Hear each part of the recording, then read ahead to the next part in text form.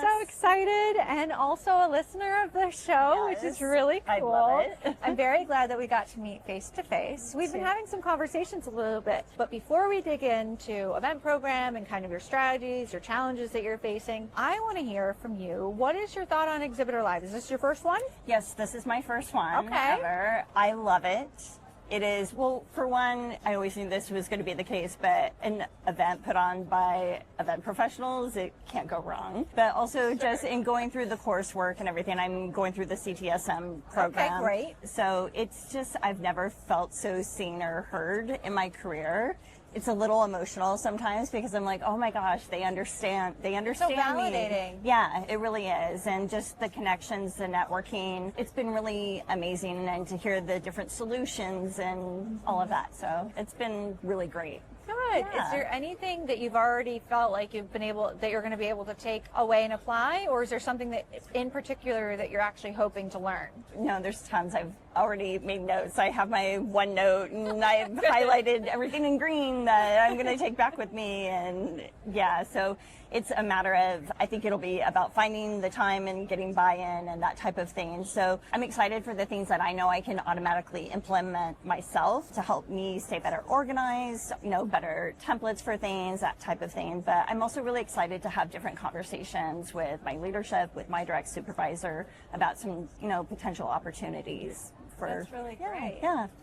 So exciting when you're feeling motivated to then take it and start to apply it. Yeah. It's almost overwhelming. It's like, I want to do it all, but how am I going to be able to? Yeah, exactly. That's really good. So talk a little bit about your event programming, and currently, what do you feel is really like driving your success at your events now? Well, right now, I think we do several smaller events, and it's been a lot of it that's driving the success is just our technology itself. So we do OLED lighting for our primary vertical is automotive exterior. So I think just the technology itself, is really pushing that, but it's about also the messaging is, key in all of that and in the resources that are becoming available. So for instance, we did CES this last year, and then staying better organized and having different kinds of meetings and prep and that type of thing ahead of time. It's really made a difference. For instance, even you can have conversation after conversation about like, this is how it's going to work and this is what you need to know and that type of thing. Like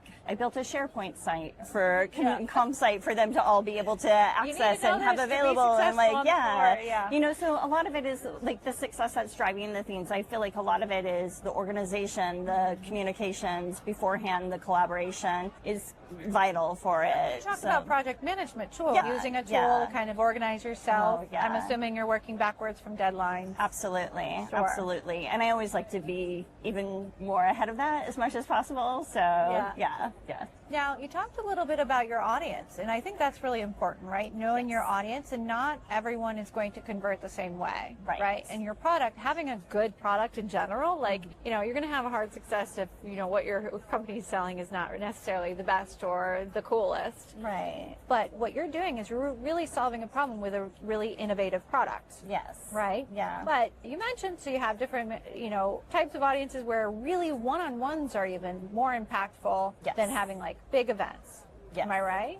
Yeah. So how do you implement that? How do you kind of tie that into when you still want to be on the trade show floor for the brand awareness, to drive traffic, to get new people to explore and experience a really awesome product? But then how do you also integrate one-on-ones? A lot of that is working with the sales team on the importance of the meetings, and however we can help with the research aspect, prospecting, that type of thing, finding out who's going to be at the show, just really trying to work together on that. Sometimes that could be difficult sometimes, but it is in sometimes just even working on your own and providing that to them anyways. These are the people that I see are going to be at the show, and these are who I recommend you reach out to.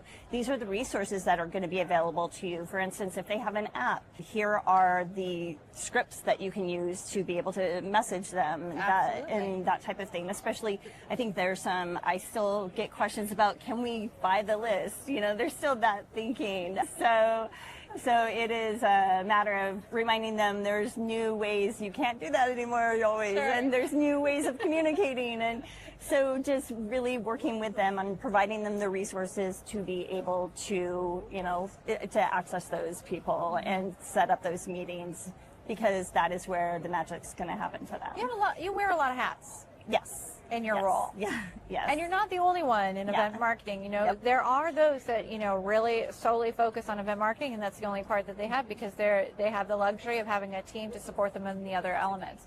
But how are you balancing it? Do you have advice for those that are wearing multiple hats and how you're accomplishing this and staying focused? Organization is key. I like the project management tools that I use. I use Asana. I love it. I don't sleep a lot during certain times. I don't think that's great advice. But I think it is being open to, going with the flow, being open to new tools, new ways of doing things. I am not someone who is afraid of change. I think that is critical in in our world. Yeah, absolutely. I think change is exciting. And if somebody comes to me with hey, I saw this and this is a really great idea, I'm not like, oh, this is the way I like to do it. I'm like, oh, let's see how we can, if something can be more efficient, if something is a great new idea that I think would help our team or myself or anything like that stay more organized or bring better value to the show, let's give it a shot. Yeah, absolutely. Another thing that popped up in my mind is when you have multiple things that you're trying to accomplish and you're not sleeping, I think it comes down to prioritization. Do you have something, do you have a way that you kind of identify what are the priorities and what's going to have to kind of be left behind for right now and things that you want to implement? Because we want to do it all. Don't get me wrong. Of course we want to do it all. I'm personally having to, work through that and learn that myself, because I do try and get it all done, I will say. But I think I'm very deadline driven, so clearly it is about what the key deadlines are for that are going to take precedence. It is also learning how to delegate too, which I'm learning to be better at. I struggle with that. Yes, you want to have control over it because you have a certain way of how you want to do it. I totally relate to that. But I also some of that too is also, I don't want to put that on somebody else. So I think that there's guilt about some of that too sometimes. But I have great colleagues and everything. My team is great. So knowing that we all have our expertise and we can work well together is important in remembering. Just a piece of advice. Yeah. Totally, on topic with the prioritization. When you're looking at all of the tasks that you have on hand and all of the projects and things that you want to implement, if they don't directly relate to revenue, sometimes you can say, you know what, it's not going to impact revenue right now. Let's pause on that. Let's prioritize the ones that are definitely revenue focused right away. I love it. And so sometimes that's the first question. When you're feeling overwhelmed, just say, okay, is this going to impact revenue right now? Okay. And you say no, but it will later, because of course all of what we're doing, right, when it comes to marketing and content and all of these things and then events on top of it, all of it will one day come together, but you have to take one bite of the elephant at a time. Yeah. So what are the ones that impact the revenue first? Then you keep going. I love it. No, I appreciate that. Thank you. It makes sense. It's obvious and it makes sense. Well, as someone that has been in your shoes many times wearing many hats, I think it's important to kind of feel supported and seen for sure. I appreciate it. Well, let me ask you this. Yeah. As you're going into this, what do you feel is one piece of advice for others coming into this industry? I think it is, and somebody said this yesterday, you're not saving lives, so don't beat yourself up. If things go wrong, don't beat yourself up. But also, here's the thing is that we all will always find a solution to things. Things are always going to go wrong in events, and in talking on show days and things like that. Things are always going to happen. But that's part of I feel like that's also part of the joy in this industry is getting to be creative and think outside the box. And sometimes that is in disaster situations, but it is, roll with the punches, I guess, just go with it. There's always going to be something, but that is the beauty of it too, is that your talents, your creativity, your organization are all going to come into play and help with those. So and you can't take it personally, right? Yeah. Some things are going to go wrong, whether you Yeah. have control over it or not. And so it's not a failure on your part. It's just part of the game of everything that we're doing on a daily basis. Absolutely. Yeah. And when things don't go right, it's like, it happens. Sure. I've had to learn, I'm still learning that sometimes. Aren't we all? We all have to remind ourselves. Exactly. Well, this has been really great. I want to ask you one last question. Yeah. What do you think the next few years looks like for the future of events?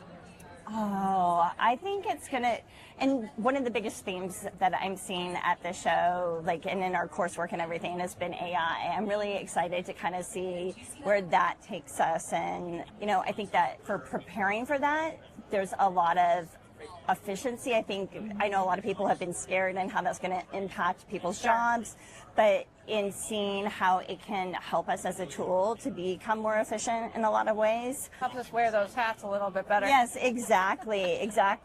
I think there's some amazing opportunities there, but also just to see some more cool experiential things. I'm excited to see what can happen with that. So, and I'm also excited to see what you've got going on this year. It looks like you're really focused on what you want to do, what you want to accomplish, and how you're going to get there. So I can't wait to follow your career, and I'm sure I'll see you on the show again too. Absolutely. Thank you so much. Okay, thank you.